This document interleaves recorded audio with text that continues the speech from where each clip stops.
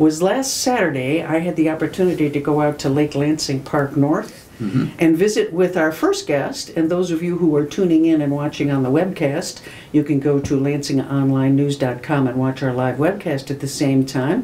We're being greeted and joined here by Barb Barton, who is you're a research biologist by trade. Is that your...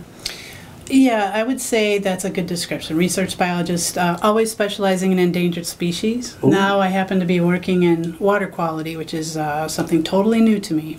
Wow. Yeah. So as government changes, you're getting into different areas. As the job market changes in conservation field, that's right. I wondered about that. Yeah. Barb are you the founder of the Gatherers Society? I am. That's what I thought. It's a wonderful group of women. I joined them at the park last Saturday afternoon, and we spent 4 hours out there. They had a potluck where I brought about 10 to 12 women came. Yep, a couple of young girls. Couple had grandchildren with them, some of them. And in addition to having the potluck, Barb took us on a tour back in the trails there, and Sister Marie was there with you as well. So what we had was an opportunity to see animal tracks. That was fascinating. You brought plaster of Paris, and I know some of the kids just love being able to make tracks of the plaster of Paris cast from the animals back there. And Sister Marie along the way was showing us different mushrooms and gathering mushrooms. It was a fantastic afternoon out there in the woods. It was fun, and the weather was beautiful, and I learned a big lesson that day. You know, the gathering was supposed to be about wildlife tracking and animal signs, right? So that's all I'm focused on. We got to get out there and make these tracks. And meanwhile, it was the best day for mushrooms I have ever seen in my entire life. They were everywhere with all the rain we had, and we have one of the state's experts on mushrooms with us on this trip. And me being so single focused, like we've got to get out there and get the tracks, and we're losing half the class because Sister Marie is like, oh, look at that one, look at that one, look at that one. Now, what kind of mushrooms did you come across? Almost there were every so many. I've ever heard of. There were mushrooms out. There was one particular one called a honey cap that is generally found after Labor Day in the fall, when the other fall mushrooms that grow on like oak trees, the hen of the woods, chicken of the woods, when those are out, is way early. You were able to get this gorgeous chicken of the woods out there. That was absolutely fabulous. I mean, we came across it. It was, what, a foot across? It was big. It was huge. Big, yeah. Is that edible? Yeah. It is. It is. It is. Okay. Yeah, we left the big one and just took a smaller one for a sample. Now, what kind of animals did you run across? Tracks. Animal tracks. Well, deer and raccoons primarily. Turkey. The little stream bed I was going to take us to that usually doesn't have water in it did. So the opportunity for seeing tracks in the mud was limited there. You could probably come to my house and catch all those, and I live in the city. Yeah, but that's the way it is with nature. You know, you have an idea of what you want to go look for, and you get out there and there's everything else but what you're looking for, and you have to be open to experiencing all these wonderful gifts that are being shown and be able to let go of your agenda. Well, we spent hours out there just looking at everything, and one of the things I learned years ago, 40 years ago, I was up in Gladwin, Michigan, doing a story with a research biologist who worked for the state at that time, and we went on a walk in the woods together, and he saw all sorts of things I would not have seen. I mean, this is what I found so fascinating. Oh, did you see that bird over here? No, not a chance. I mean, I'm busy making sure I don't fall over a tree stump or something on the way. Did you see the grouse over there? No, didn't see the grouse. I mean, it was like there's more life in those woods than most people ever see, but you're trained to see it and we're not. Yes. Well, it's actually more than training. It's more of curiosity. When I was working on my undergrad at MSU in Fisheries and Wildlife 100 years ago or so, we didn't learn. We learned some things in class, obviously, but we would go out to Rose Lake at 12 o'clock midnight with our sneakers and blue jeans and walk out into the swamps. Did you really? With flashlights and cameras. Wow. 35mm cameras, just to get pictures of the frogs croaking. And you could see so much life in the water around you. I mean, the ponds come alive at night. They do. Predators, all these things, screaming frogs that are getting eaten by snakes slithering by. We would spend hours and hours out in the woods with our field guides learning about nature. And I didn't really think of it as training from the school, but training from Mother Earth herself, you know. Yeah. It's just the whole sense of curiosity. You can never learn everything that's out there, so it's so exciting to me to go out. There's not a day I go out that I don't learn at least 100 new things. Would you be willing to share the story that you told on Saturday about the first time that you were able to call an animal to come to you? Because I was so amazed by that. Yes. I had this wildlife tracking book that I got. I don't know, it was written in the 40s or 50s for hunters, and one of the things that it described in there was how to call in predators like coyotes or fox. And you do it by sucking on the back of your knuckle, you know, making a squeaky sound like this. It's supposed to sound like a rabbit in distress, which it does if you ever hear a rabbit, Yeah. you know, being carried through the sky by an owl or something. So I was working at Wildemar Nature Center at the time, and I decided to test this out. So I waited till dusk came. I walked out into the field, and I hid underneath a red osier dogwood bush. And I waited, let it settle, let all the sounds settle, and I made this call. And I did it twice, and then I sat there. And I would say at least 100 yards away, I could hear something running in the field, and that thing ran directly to me. And I felt terror. Like, I knew I wasn't going to be hurt, but I felt the terror of prey, knowing that a predator was coming to eat me. And the sense that fox had to be able to run through a field and didn't ever see me until it was about 10 feet away. Just from that sound, pinpointed my location, was just fantastic. Wow. Just fantastic. It made the hair on the back of your neck stand up. It did. It's the kind of thing. It's amazing. It did. And to have an interaction with an animal like that, it was really cool. And I've called lots of other things in using that call, and every time it's just, wow, you know, there's some kind of connection you're having with the animal. And it's neat. After you told that story, I just got the sense, even though there were plenty of other people in the woods, that, you know, there was just something really special about being out there. Mm-hmm. There's just something special about being out in nature like that. One of the peak experiences of my life was many years ago, being able to go up to this cross-country ski camp in Leroy, Michigan, and a group of us, and a very beautiful moonlit night in the middle of the winter, cross-country skied back into the middle of the woods where they'd cleared out a spot for a bonfire. Mm-hmm. And the coyotes were howling. I mean, it was just magnificent. I think it's one of the favorite evenings of my whole life, was just to know that you were out there and you just felt that thrill of being part of the natural world. Yes, you know, that's the key right there. Feeling like you're part of the natural world. In our world today, we live in these enclosed buildings, separated from the earth in every way imaginable. You know, most people don't think about animals at all. They don't think about the plants or the flowers. We're in a concrete jungle. We control our atmosphere around us so that we're always nice and cool in the 70s, and it's really sad because there's so much healing of one's spirit that they can achieve when they go out into nature. I mean, any problem you have, if you go out and go for a walk in the woods, Mother Earth takes it away. You're so distracted by every little thing that you're seeing around you that pretty soon what you were worried about when you went in there is gone. Yeah. And you have a sense of inner peace. It also, I think, it also affects your senses. I learned this in Alaska. I spent a month living in the bush in Alaska, and we came back out of the bush, and we rode a train back into Whittier, and then got to from Whittier to Anchorage, and then got in taxis to go to eat in a restaurant.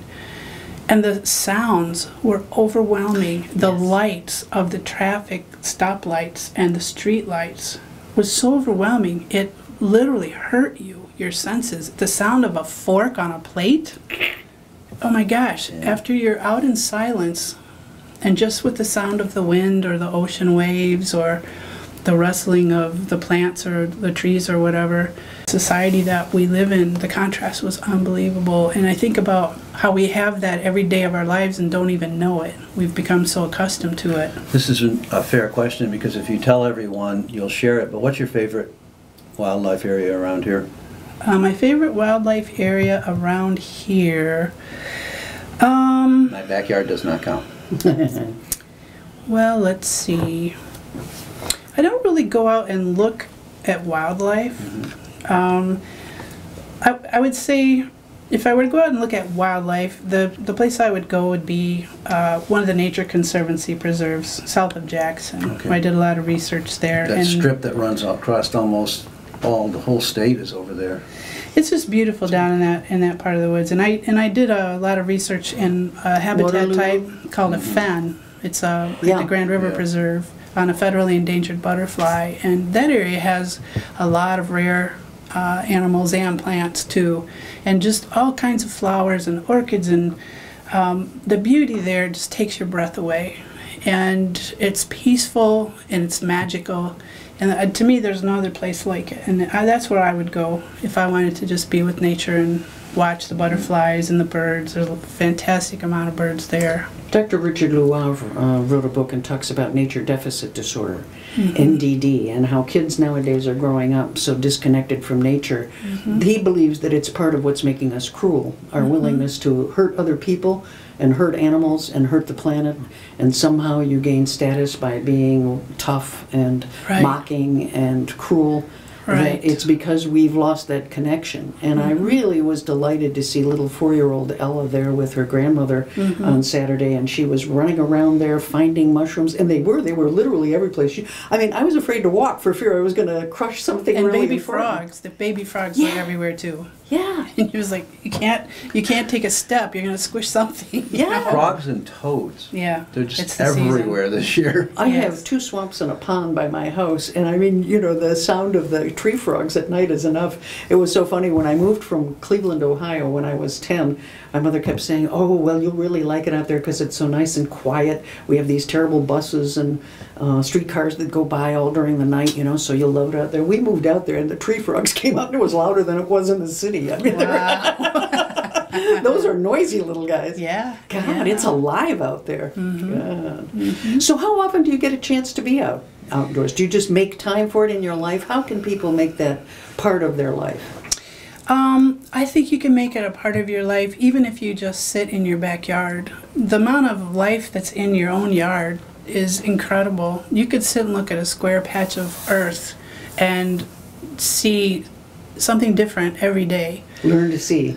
It's learning to see. There's a book based on that too, isn't it? Yeah. It's called The Square Yard. The Square Foot of Earth. Yeah, I show my students the photographs of that. What a great way to tell the story. Yeah, but taking a walk, and not a walk in your local park where you're going down the asphalt road, as I call it. I don't call these trails. Trails to me is something a deer walks down and you can trip over them, and you've got mud puddles with tiger swallowtails mud puddling, and you see tiger beetles dash across. That's a trail to me, but I'm an old school backpacker, what can I say? But going out in a park and going in an area where there aren't people and just sitting and watching. Make yourself sit there for an hour or 2 hours and just listen. Listen to what the trees are saying. Listen to what you see, the animals come by. You will get such a sense of peace and a sense of belonging and a sense of caring. We're losing our love for the earth because we don't know the earth. I don't think people would kill so much and be so violent toward the earth if they knew the earth. And the more we're disconnected from it, the easier it is to kill. And when you were saying a second ago about people hurting animals, this is a really interesting example. There's a little boy down the street from me, maybe 6 years old. I saw a guy come up my sidewalk. This guy is just out of the pen, right? Tattoos all over him. First time I saw him, I was a little scared, but I got to know him. He's a really friendly guy, and he has a shoebox. And he says, "I got this bird in here. This little 6-year-old down the street's beating this bird with a stick."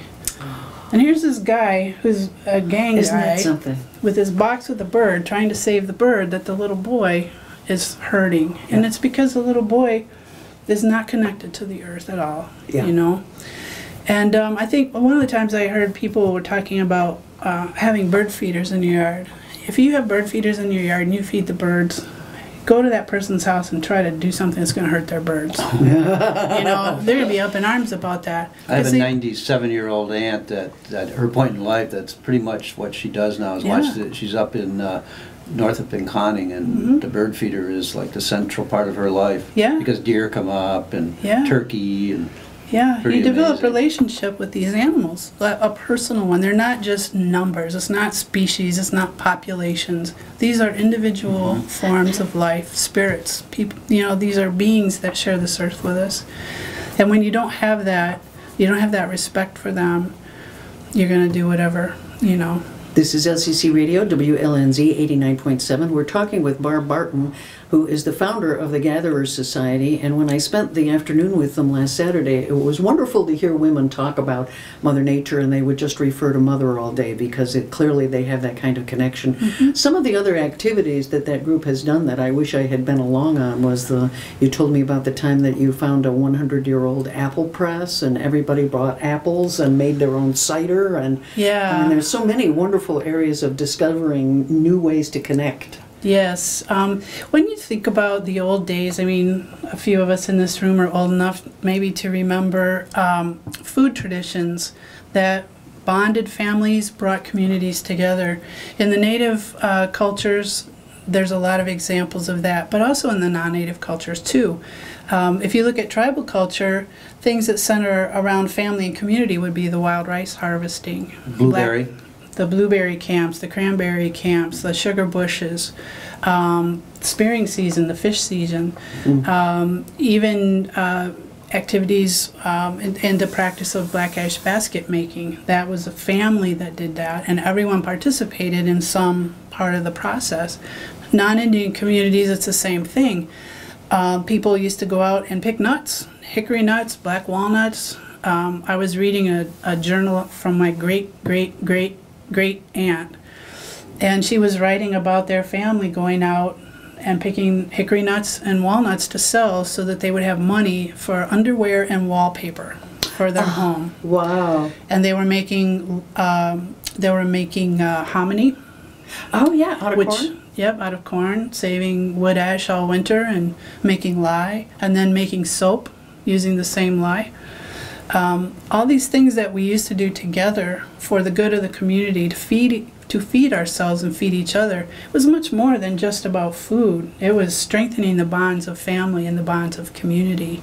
And it's really a wonderful experience to attend, like wild rice camps, for instance. You're doing a special project this fall, is that right, up at the Maple River? Yeah, we're gonna do a wild rice introduction there, which I'm very excited about. And that will hopefully take hold. I think we're going to try seeding for about 3 years to see if we can get a rice bed established there. You said there were swaths of rice all over the state that are just simply gone now? Yes, I'm actually in Michigan, and there used to be enormous wild rice beds. Saginaw Bay, thousands of acres. Monroe, where the River Raisin is, there used to be a 5,000-acre wild rice bed there. St. Clair Flats, there's rice now, but there used to be a lot more. Lake Erie, there was other areas that had rice. All of that rice, except for St. Clair Flats, is gone. There's a very small bit in Saginaw Bay that is still left. There used to be a lot more rice beds in the inland lakes and rivers too.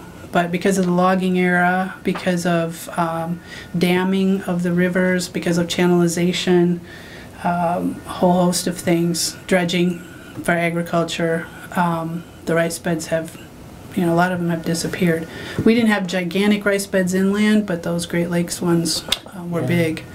And so my dream is to someday have at least one of the Great Lakes rice beds restored. That's my goal before I walk on, is to have at least one of those beds come back or start to come back. I was writing this morning and you were talking about how being out in nature is always part of relationships, and I was reminiscing about my grandmother who always took me out to go mushroom hunting with her on the weekends. We'd have to take 2 buses to get out there, or streetcars, can't remember where it was, but it was way at the end of the line in Gordon Park in Cleveland, and then we'd head into the woods together. And part of my challenge was figuring out some of the things that she also gathered that we would then have later in dinner were something that she called lopiena, which was a Lithuanian word. Never been able to find it and translate it, but it translates, I could tell from the plant itself, it's lamb's quarter. Okay. And she used that frequently. There's a thing called viertenis that Lithuanian people make that are little dumplings. And she would always mince up the lamb's quarter and add it to the minced meat and to the cheese, and it always added a really unique flavor. And some of those things that you have when you're a kid, they just bring back, you know, I lack a sense of smell, but everybody says if you can smell your grandmother's handkerchief, or if you can smell the food that they make, the memory part of the brain is located by the olfactory areas. Right. It'll take you right back there. Yeah. So, Yeah. That's why my bathroom has Safeguard soap in it. Because my grandma's bathroom always did. Oh. And it's the most comforting smell to me See? in the whole wide world. Yeah. Yeah. And that's the beauty of nature, if you can smell all of those things and Yes. reconnect with all of that. It's wired in there somewhere. It is. Yeah. My grandmother was lilies of the valley and bacon. Bacon. Oh, yeah. Bacon. Always cooking it for my grandfather. Uh-huh. Yeah, see, there are those family traditions. 7 days a week. He Ooh. lived to be 90. Wow. Wow. Well, those are the traditions. About foraging, Barb, you could pretty much, if somebody put you right now back in the bush, you could live off the land. Is that right? Pretty much? Well, I may be protein deprived because I probably could be some religion where you never kill it. I don't kill any animals at all. I don't kill mosquitoes, I don't kill ticks, I don't kill anything. I just can't do it. I used to fish, but now I can't even do the worm thing. Or I can't do it. I'm a gatherer, I'm not a hunter, so I would probably have a hard time after a while getting enough food to Enough sustain protein. myself. Yeah, and B12. then really, again, you think about food and how much you need to eat as a person. You really need a community to get that food, you know. Exactly. Like with the rice, the wild rice that used to sustain families and communities. One person, I mean, I go ricing and then I bring it back and process it myself. It takes forever to do it by yourself. You need to have a lot of people there putting in elbow grease to get all the work done to have enough food. Because think about how much food we eat. Really, if you try to go out and spend an afternoon picking berries, you know, you can go out for half an hour and have enough for one nice meal of strawberry shortcake. Or acorn flour. I make acorn flour every year. Yeah. It takes hours to get to the place where you have to find the acorns. They have to be nice acorns. They can't have any kind of disease in them or bugs or worms or whatever. So you have to find the acorns, and then you have to gather the acorns. And you put hours and hours and hours into processing them for a whopping 1 gallon of flour. You know, how long is that going to last you through the winter? Not very long. That's why, I'm writing this book now called Saving Civilization One Tomato at a Time, because I think if you at least know how to grow one tomato, you stand a chance. Mm-hmm. This sort of prepper philosophy that you can simply freeze dry everything, throw it in a bunker, add a bunch of guns and be safe, to me that's exactly the wrong way to think about yourself surviving some sort of chaos. Mm-hmm. It's the fact that we're connected with each other and one person will help another, and you might help me bring in this that I want to harvest, and then I would help you do that, and maybe you know what to do if I get a toothache, but I know what to do if your foot goes bad, you know, that kind of thing. Yeah, it's diversity. We all have gifts. Each one of us has been, we've come here with gifts. We learn different gifts, and it's all the colors of the rainbow coming together. You can't have an orchestra without a lot of people, right? You can never hear a symphony if just one person is playing in it. You need to have all those players to hear that music. I would like to bring in two voices. We're joined also by Allie and Elise Thorp, who are sisters from Williamston that have Trillium Wood Farm out there. This is a new CSA. Whoops, I have to change our focus on our cameras, yes. And I'm like the one-armed paper hanger here of your, trying to figure out all the different cameras I'm using tonight. Allie and Elise have Trillium Wood Farm out near Williamston, and their plan is, people I think today are more familiar than they were a few years ago with the CSA, Community Supported Agriculture, where people buy shares in an enterprise where they can get fruits and vegetables. But what makes Allie and Elise's project so unique is that they're doing animals. And the Saturday before I went to visit Barb, I went out to their farm, and it is so unusual. I mean, I felt like wanting to hum Old MacDonald's farm as I was out there, because I have never been in, 50 years out in a place where there are goats in with chickens and turkeys and beef cattle. And I mean, it's just amazing. So tell us a little bit about how you got started and what you're doing. Yeah, so it's actually kind of more about, I mean, Barb, what you were talking about with family and community and that's really what this started off for us. It started off as a way to really kind of provide more for our family. We kind of decided as a group, there's 3 of us sisters. I'm the oldest, Elise is the middle, and then we have a younger sister who is just graduating from high school this year. And then my parents, and they've really been into gardening since we were really young. We've been kind of involved with that whole process, and to us it was always a dream of having animals and having kind of this farm where it was like more old McDonald's style. It seemed like it would never actually come into fruition. It was always this like, well, that would be really cool to have that. Like, we'd love to have pigs, we'd love to have donkeys and chickens and, you know, the whole lot of animals. But really about three years ago was when we started kind of taking action on this. Go ahead. We both have always done a lot of research and just becoming more aware of the current state of our food system and how everything is so centralized, and people have really lost connection with their food and where it comes from. We were just like, all right, I mean, we've had this dream for a while, we can do this. Let's make it a real thing. Let's Your family do something had done with a it. huge garden for years. Oh, yeah, I saw always. the garden. It's And still magnificent. does, yep. And it's a lot of work, let me tell you. And They've got trickle irrigation, and it is just huge. I don't know, what is It's- it, half an acre, more? It's about half an acre, yep. Yeah. Yeah, And about that. It provides as much as we can actually physically can and freeze. Yeah. I mean, we have tomato sauce and canned tomatoes all winter, and we don't have any shortage of that. I mean, it's a lot more work, and that's really, as we are developing this farm,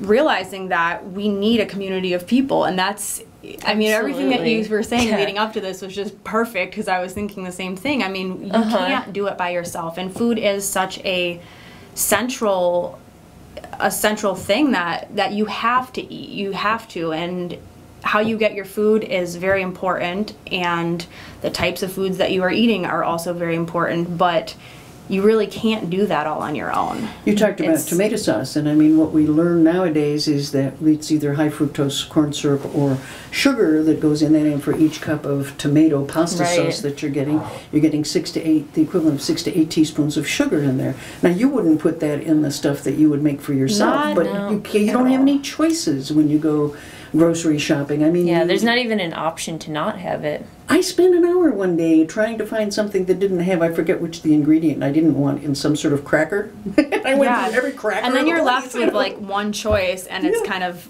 average, and you're like, well, this didn't really hit the spot. Yeah. So when will you start, what is your plan for getting this to the public? I mean, you're making the transition now from all of the experimenting, and you're bringing in partners, and you're adding bees. I was out there, you've got 20 hives. We do. Yeah. They've got solar panels. I mean, it's a very sophisticated operation. Yeah, It's pretty cool. It is, and it's been in the works, and there's been a lot of trial and error. Obviously, we're still learning, and we're still experimenting and learning how we can get to the point where we're providing for the community. And that's, really what this is about when we think about what our goal is here with the farm, is creating a place where people can trust what we're doing, and they can feel good about the food that we're providing them, and that we can feel good about providing that to people, because I think that that's really something that's lost nowadays also, is the provider feeling good about whatever it is that they're doing. Any work that you're doing, it's craftsmanship kind of. It's really having like an end product that you feel good about. But so our goal for this next coming year is to start a CSA. Probably 50 shares is going to be manageable. It's it's a little it's ambitious, but between us two and then the 3 other friends, partners that we're bringing in, we have a really solid plan, and we feel like it's doable. This is our second year with our animals for meat. Last year we did beef and pigs, and it was really, really difficult to raise them, and then at the end of the year have them go, to the processor. But I realized that I don't feel good about eating meat that comes from the store, and these animals have the happiest life. They're out there on 15 acres, and they have trees and shrubs and grasses and anything that they really want, you know, to eat. That's there naturally. They're out there and they're happy, and it's really beautiful to be able to connect with animals in that way and raise them for that purpose. I think that's what makes it better for me, is knowing that in any other situation, these animals would never have as good of a life as they do here on our farm. And yeah, This is LCC Radio, WLNZ 89.7 here in Lansing, Michigan. We're talking with research biologist and forager and wildlife tracker Barb Barton, and also with Allie and Elise Thorp, who are the owners and managers and partners in Trillium Wood Farm. I was just, one quick question. Do you live on a major road where you can have a farmer's market or a roadside stand? I mean, we could do a roadside stand. We're a little bit off the main road, though. I mean, You wouldn't get enough traffic. No, Yeah. we wouldn't. We're about 7 minutes south of the Williamston exit off of 96. So it wouldn't work there. There's Yeah, just not enough traffic. When we were growing up, well, Bonnie, you know, I grew up in Essexville, which is basically it was known as a truck farming community for the longest time. During the summer, you just ate off of roadside stands. You never went to the grocery store. Right, right. And there were tons of them. I know. Tonight, I feel like I'm always in an episode of Chopped. I go out to the hoop house and I say, okay, what's out there tonight? Okay, well, let's see. It was green beans, potatoes, basil, and green onions. That makes a really good potato salad with pesto. Oh, it yeah. does. That's good. And so you say to bet. yourself, what can I make out of what's out there tonight? You know, it's that's the way people should eat. It is. It's kind of the stage that we're at right now with our garden, just gathering whatever we can. Yeah. It's actually my favorite thing about Yeah. summer is like once June comes around and you start getting some things in. It's a long wait. It's a long wait, but it's so fun. I mean, I really don't buy vegetables in the summertime at all because I'm We don't growing them need all. to. Yeah, I really hardly. And why go to the would you store when in the you have- summertime? Yeah. Why would you buy them when you can get them even better out of your backyard? Yeah, there is nothing better than a tomato when it's been sitting in the sun and it's so juicy and so flavorful. I've really started realizing how much I'm gravitating towards eating seasonally just because I know what fresh, good food is supposed to taste like. And in the wintertime, I don't want to eat tomatoes. They don't taste good to me because they're not the tomatoes that I grew in the summertime that taste that amazing. And that was the Right. case back when I was growing up as a kid. You ate seasonally. You had really no choice. Right, and but that made watermelon really special. You know, it means that it didn't come from Chile, Muskmelon. where they're probably still using a little VDT on it because Oh, yeah. there's nobody down there to check, and that's Yeah. where the large chemical companies offload their supplies of things they're not allowed to sell here, and nobody talks about it very much. I mean, we really have, I think, an incredibly complex food system, and we tend to pat ourselves on the back for being able to feed the world, but it's also incredibly fragile. As with any large complex system, it isn't going to take much to really see major disruptions, and climate change clearly is going to make a difference in that.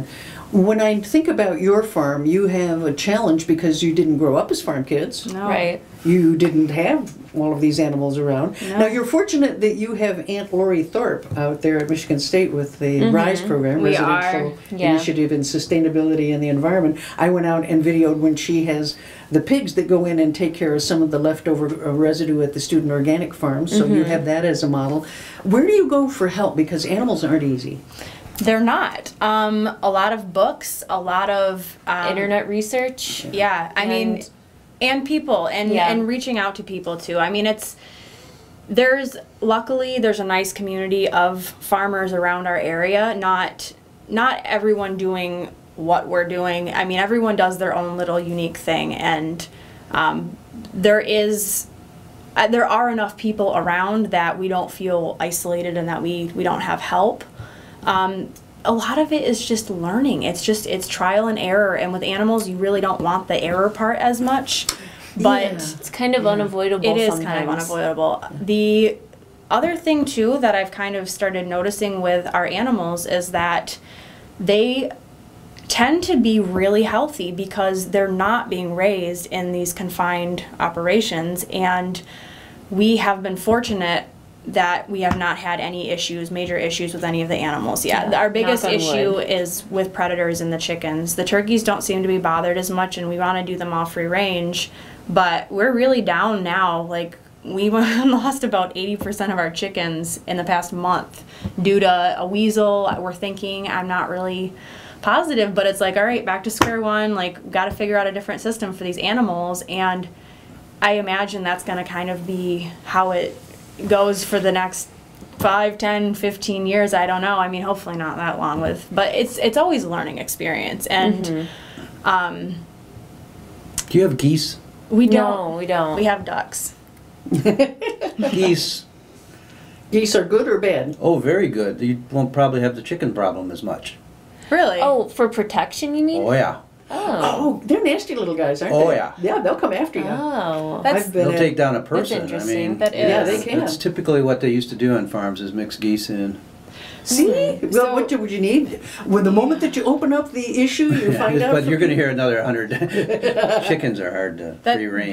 They really They're- are. they're But so yeah, hard. geese that's a good idea. We do have donkeys, and I don't think that they bond with the chickens at all. So they get annoyed with the chickens. But they do a really, really great job with everybody else. They really run the barnyard. They're incredibly They're the alpha dominant. dogs. Yeah. Sure, you can tell. And if they get irritated with the sheep or the goats or the pigs, like they stick their head down and chase them off, and Or just put their entire mouth over one of the pig's backs, bite them.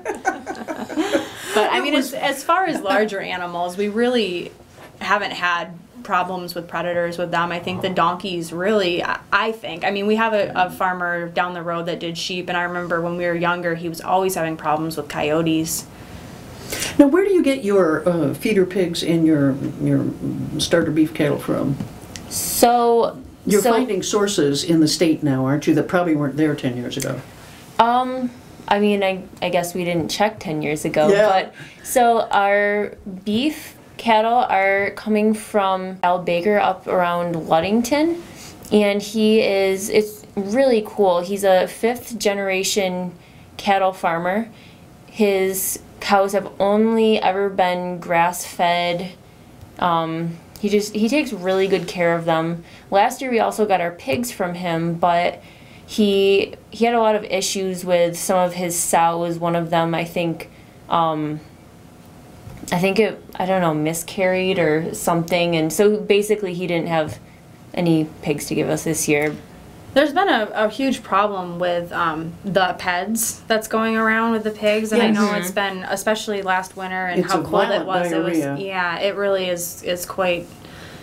They've lost a Disastrous. significant portion of the whole herd here in the Yeah, state. so Yeah. we really had a hard time this year finding pigs. I ended up finding a guy that was from Houghton, up in the UP, not Houghton Lake, and was coming down with a load, and we ended up getting 12 from him, and then 3 of them we're keeping, and we're going to start breeding. You're going to start your own breeding program, aren't Yep. you? We are. There really is the way to do it, I think, and to get the animals that have adapted to the land. I think that to keep bringing in animals year after year and just finishing them off, it's not sustainable, and our whole point is to become a sustainable farm operation. So breeding is definitely the next step for us, is to see how that goes, and then you have more control too over your animals and the health of the animals. You're not risking bringing in diseases every time you open That's up a your huge issue. That's yeah. mostly how it gets introduced, is that you brought in an animal that's bringing in something with it. Right. So that's a big issue. I was thinking about your bees. I was talking with Barb the other day because I have now invested in 2 mason bee houses, not knowing anything, of course, but getting really fascinated because I went to Bee Palooza out there, and they had these.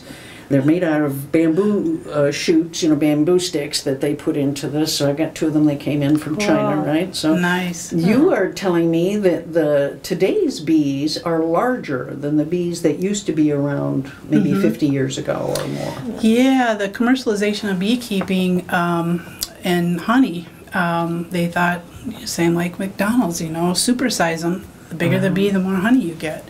And so there's a movement in the organic beekeepers world to go back to the original size of bees. And how they measure, they call them 4.9 millimeter bees. And basically you measure with a measuring tape, millimeter size of course, across 10 cells in a honeycomb. And whatever that width is, then you divide by 10, and that's the width of the bee. And so today's bees, the commercial kind, or the majority of them that are out in the wild, are anywhere from 5.2 to 5.6, 5.8 millimeters. And the 4.9 bees are considerably smaller.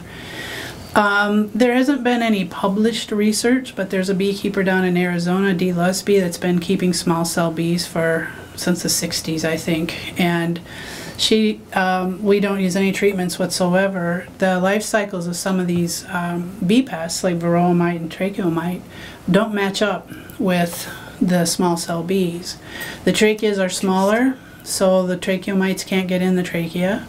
Just physically can't get in. Right, and the varroa, the small cell bees hatch out sooner than the larger bees do, and that doesn't jive with the life cycle of the varroa mite. So you have way less incident of those two mites. And most folks who do small cell beekeeping, they just don't have problems. The bees are very, very healthy. And so there's only a couple of apiaries in the country that I know of that sell small cell. There may be more. Wolf Creek is one, and they're in Tennessee. That's where I get my bees. And then out in Maine, I think, there's another Gold Star honeybees. I'm fascinated by that. There's, I turned this into something literary. Of course. Ray Stannard Baker, who was a major writer in the last century, in the turn of the century through the 30s. Baker Hall on campus. Baker Hall is named after his family. But Ray Stannard Baker was a beekeeper also. And there's a beekeeping book collection of his books at MSU that is astounding. Wow, I have to check They that out. go back into the 1800s. Yeah. You should go look at I them. will. They are I will. amazing. Those would have been the And smaller if somebody bees, understands wouldn't they? bees, Yeah. they're probably interesting. But, Yeah. Just think about the sustainability and resiliency, you know, with farming practices like you're talking about. It's the same with beekeeping. The whole focus of commercial beekeeping is honey production. It's not about the health and well-being of the bees necessarily. There's a concern of kind of getting back to more localized living, and it used to be everybody had a beehive on their farm. Everybody had a beehive. They got their own honey, and nowadays hardly anybody has a beehive, right? They rented them. Yeah. You'd rent them and bring them to your property. Yeah, for pollination and all that. Now, I have 3-4 hives, and I get enough honey for myself and to gift to other people, but I don't raise my bees for honey production. I raise them for the bees. I give the bees a space to live, and that'll help with pollination in my 6-mile radius We area. have to do something. What we have seen is sort of the industrialization of beekeeping, because now you see these large flatbed trucks where they load up all these hives. They overstress the bees. We have new pesticides coming out all the time, the nicotinoids that are causing problems that they are really... Now it looks like they're coming out with a new strain of 2,4-D that I'm very worried about, the drift, what that might do to some of the bees. Sure. We've got the problems with the mites. Anytime you stress a bee enough, they can maybe throw off mites if they're healthy, but when you start stressing them like that. So when we're talking about this, the quote from Einstein about how we won't eat if they disappear may be apocryphal. Maybe he didn't really say it, but he should have, because we're really dependent on them. Yeah. And we need them. And I'd love to think we're going back to practices that are maybe more long-term sustainable. It's that disconnection again from our food. Yeah. We don't know where food comes from. We don't have an appreciation for it. And or how hard it is to grow. Yeah. yes, That's why how hard it is to and grow. take care of the creatures. It's hard. The first chapter of my book says at least grow one tomato plant in a container on your front porch, because it'll teach you how hard it is. It'll, first of all, you swear to God it's going to turn red before this. We're at that time of year right now. Come on, I want a whole bunch of tomatoes already, and you get really... But, just look at all the inputs that you have to have and the knowledge you have to have, And again, it forces you to go out and talk to people and get advice. And it used to be normal. Everybody had, when I think back about going way back in time in tribal cultures, when we all were in a tribe at one time, so wherever you lived in the world, you lived with the earth at one time in your story. And everybody shared the knowledge pretty much about everything. Some people may have done jobs better. We all knew every plant, every tree, every animal. We knew how to eat, we knew how to garden. We knew people, when I grew up, we all had gardens. Everybody fished, a lot of people hunted, and now it's very interesting to see those skills are being lost. What used to be common practice are now trendy, quote, just because, there's back to this movement, back to that movement, which I'm all for. Go back to good stuff. That's all. I'm all for, for that. My communist grandmother, who lived in the apartment, used to be sort of a guerrilla gardener. I mean, she would always put in her tomato plants. She sort of just, on the empty lots, put them in. I mean, she didn't have any claim to that. Detroit. She sort of did her own community gardening and built her community wherever she felt. But, she escaped the Bolsheviks in Russia to come here and join the Communist Party. I always thought that was an interesting transition. I'm not quite sure how she explained that, but that's what she did. So. In that era, the communists had a good buzz going. They did, yes, they had very good press. This is LCC Radio, WLNZ 89.7 here in Lansing, Michigan. We're talking with Barb Barton and with Elise and also Allie Thorp about getting back to basics. That's part of what it is that you're doing, is trying to reinvent some of these traditions, aren't they? It really, I don't know when this developed in us. I mean, I don't, we're 24 and 26, and most people our age are not concerned with this, kind of lifestyle at all. But to me, I feel so good when I grow my own food from start to finish, and when I go through that whole process, it's very rewarding, and it's it really is getting back to basics. It's getting back to our roots and really rediscovering the traditions of all of these traditions that were so valuable, and it was how people lived, and we don't think that we need to do that anymore, but it is a disconnection from nature. I mean, this is really an amazing conversation, because everything kind of is tied into this, and it's paralleled in so many different areas.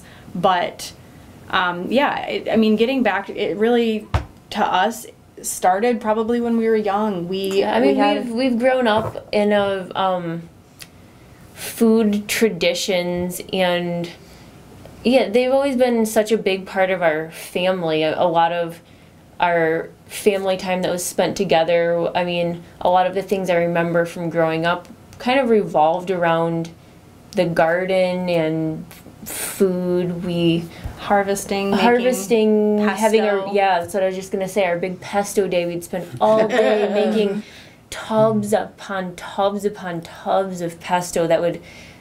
we actually had some friends that would do it with us too, because it's so much work to do by yourself, and it would be more than enough pesto to last both of our families the entire year. Well, when I got married for the third time, so I had practice doing this. Getting married. Rather than have the affair catered, what happened was that 48 hours beforehand, I had a group of my friends and family. All the women got together out at my house, and we made all the food for the wedding. Because that's what you did. There were feast days, and the families got together, and everybody brought a special recipe. We put the recipes into a book, and we figured out how to do it, and everything had to be fresh and local and good stuff, and so that's a different kind of, it builds those family moments at the same time. It does. It does. I was thinking, you were talking about that. I wonder about what's the influence of growing up, having that in your life. I grew up with that stuff in my life too, and it stayed there. It was like a seed that was planted, and clearly, you guys are half my age, and you grew up with it, and it's a seed that's planted and grown in you. And then you have people who grow up and never have that experience, and it's so foreign to them. There's things that would be foreign to me I didn't grow up with. And how do you take that knowledge? I think it's in ourselves. I mean, we're all animals. We're all of the earth. No matter what our technology goes to, we are still animals. We are still of the earth, and it's in us, I think, somewhere. How do we reawaken that in people? How do you get them excited about it if they weren't born into it? How do you take people who grew up in the inner city and never have seen a starry sky Right. to appreciate the Pleiades or the Big Dipper? Where I lived in Cleveland, we had to come in at night because of the dusk, because the rats would come out. It was that kind of a neighborhood, and so you didn't have the kind of connection. Yeah. I mean, it was a It's another world. dog world. It's a different kind of world. One of the things that wounds me so much is when I hear about dog fighting, and I think about the joys that I've always had in my life having a dog with me. I mean, the thought of being responsible for the dog and caring for the dog. I can't imagine harming the dog after doing that. It worries me. I think someone like Michael Vick learned a lot, for example. I'm willing to think he was redeemed. I think that at any age, people can reconnect with nature if they're given a chance. We have to be able to get, somehow though, to get that heart to thaw. Yeah. Do we have any urban tourist farms here where kids can go see what farming's like? I don't know of any in Lansing. There's one in Flint that's really good. Well, Bridget Patrick is going to start doing farm tours out Yeah, that's at kind her of what I'm sheep getting farm. at. Because a lot of people have never seen a cow. Right. Not a lot of Right. people. Most people have never seen a cow. Well, agritourism is maybe, I mean, one of the challenges you'll face is that you have to make your farm sustainable economically as well. And Right. so you'll be selling shares, but you might want to think about agritourism. A lot of people would love to be able to come out and see a facility like that, be able to have their children experience that. You might at least be able to get some inexpensive farm labor. Actually, I mean, I guess we've never thought about it in terms of agritourism, but that's definitely something that we've thought about, and actually think it is really important to have our farm be kind of open to the community to come see. And I mean, especially people who are our customers, it's important for them to be able to come and see where their food is coming from. Right, and really have an educational piece to Yeah. it and teach people, I mean, even to go and grow food themselves, and what do you do with it once you've grown it? How do you prepare it? How do you preserve it? Yeah, and all these things that we're really lacking in our culture. 40% of the food consumed away from home is eaten in the car. What a terrible way to eat. That's why people are chunky. Yeah, Oh, It's true. It's Yeah. part I of mean, the reason. When you got people didn't eat in a car when you grew up, that was it was forbidden. Well, unless you back went onto to the the table. drive-in and they had the Yeah. little tray outside Popcorn. the window, and it was a special treat, and you got an Yeah, ice it just root never beer float. happened. With this, we're not talking root beer float here. No, the Allen Street neighborhood, their whole concept is doing some of it, but they're not doing it with animals. That's what's so unique. That's what's pretty unique, is when Yeah, you can see and- an animal and We really have a really pretty cool situation out there. I mean, we have the ability to do it, and we have mostly the space. I think that's a really huge Yes. limiting Yeah. factor for Yeah. a lot of people who are doing urban farming, especially. And the fact that we have access to this land already, we grew up on it, makes it a lot easier. I know, we had to go find the cows. Yeah, we did. I was like, Boss ate well, it. Bonnie, Boss I don't know where the cows are. Let's go find them. And that's a lot of land, all fenced in, and that makes a huge difference. One of the challenges we were talking about is that nowadays you also have to be careful because you never know what your neighbors are spraying and all that sort of thing. I mean, one of the challenges, I was, many years ago, went down to a CAFO in southwest Michigan where they were raising pigs. And when you were talking about the pigs that you get on your farm, I think one of the reasons we're seeing some superbugs in pigs is the terribly stressful way in which they are raised. I mean, most of them are significantly smarter than many of my relatives. They are the smartest farm animal. And the thought that the gestation pens, which we're now, I hope, are starting to, Humane Society is starting to get phased out. Those are just simply brutal. One way that they cut down on the loss of baby pigs is to keep the mothers just literally penned where they never get a chance to lie down. And it's just Sad. evil Really that we would do that to another living thing. And I think what happened to farmers who got corrupted into that system along the way, when people are economically desperate, they will talk themselves into doing things that they know aren't quite right, but they persuade themselves that it is. I think you're And right. I'm hoping that, maybe you can establish an economic model that could be useful to other people. So, it's really important. So there's, as if you didn't have enough pressure on you. Yeah. Now we have to have a sustainable economic model too. Are there That's what we're other hoping. CSAs that have your model around here? with the creatures? There actually is there's a farm that's pretty close down the road, and they actually do a meat CSA, Ham Sweet Farm, and ours is going to be a little bit different because I'm not sure if we're actually thinking of doing the animals it might be a separate thing, because I think it's good for people to have options. I think you don't really want to ever get too many things in lumped in the same package, because then it gets kind of scary for people to think about having all of that food to deal with. But in terms of models, I mean, not really. I mean, everything that's going on around us that's kind of similar is new as well.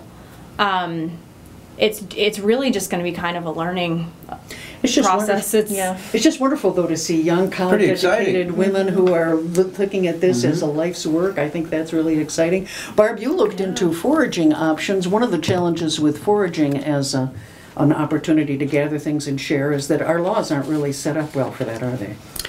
No, they're not. And it was a interesting idea.